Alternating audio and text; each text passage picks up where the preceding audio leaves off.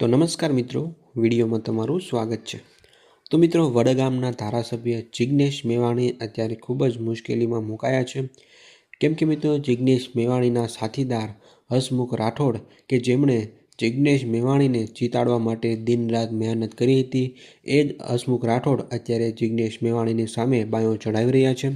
મિત્રો, હસમુખ રાઠોડે પોતાના ફેસબુક પેજ ઉપર એક પોસ્ટ કરી છે, જેમાં તેમણે જિગ્નેશ મેવાણીની જે સરકારી ગ્રાન્ટ મળે છે એને લઈને કેટલાક મોટા ખુલાસા કરવાની ચેતવણી આપી છે।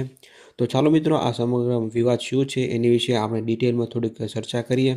તો મિત્રો, હસમુખ રાઠોડે તાજેતરમાં પોતાની ફેસબુક પ્રોફાઇલ ઉપર એક પોસ્ટ શેર કરી છે, જેમાં તેમણે સીધી રીતે ધારાસભ્ય જિગ્નેશ મેવાણીને ચેતવણી આપી છે અને લખ્યું છે કે જો હું ખુલીને બહાર આવીશ તો ખબર પડી જશે કે હું શું કરી શકું છું મિસ્ટર મેવાણી। તો મિત્રો, આ પોસ્ટને લઈને અત્યારે રાજકારણ ખૂબ જ ગરમાયું છે। મિત્રો, હસમુખ રાઠોડે પોતાની પોસ્ટમાં સંકેત આપ્યા છે કે તેઓ ગ્રાન્ટના વપરાશ અને તેની વહેંચણી બાબતે કોઈ મોટા ખુલાસા કરવા જઈ રહ્યા છે। ધારાસભ્યને મળતી સરકારી ગ્રાન્ટમાં કોઈ ગેરરીતિ થઈ છે કે કેમ, એ મામલે અત્યારે રાજકારણ ખૂબ જ ગરમાયું છે। તો મિત્રો, હવે આ હસમુખ રાઠોડ કોણ છે તો એની વિશે તમને જણાવી દઈએ। તો હસમુખ રાઠોડ એ વ્યક્તિ છે જેમણે વિધાનસભા ચૂંટણીમાં જિગ્નેશ મેવાણીને જીતાડવા માટે દિવસ રાત મહેનત કરી હતી। મેવાણીની રણનીતિ ઘડવામાં અને લોકો સુધી પહોંચવામાં હસમુખ રાઠોડની ભૂમિકા મહત્વની રહી છે। ત્યારે હવે આ બંને વચ્ચે શું નારાજગી થઈ છે કે જેના કારણે હસમુખ રાઠોડે અત્યારે જિગ્નેશ મેવાણી સામે બાયો ચડાવી છે।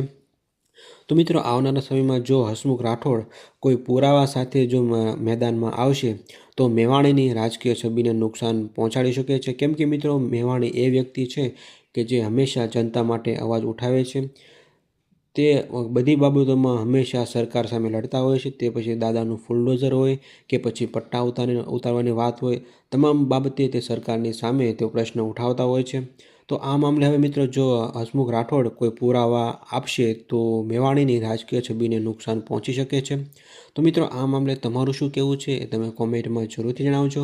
અને આ વિડીયો જો તમને પસંદ આવ્યો હોય તો વિડીયોને એક લાઇક કરી દેજો અને સાથે સાથે ચેનલને સબસ્ક્રાઈબ પણ જરૂરથી કરી દેજો।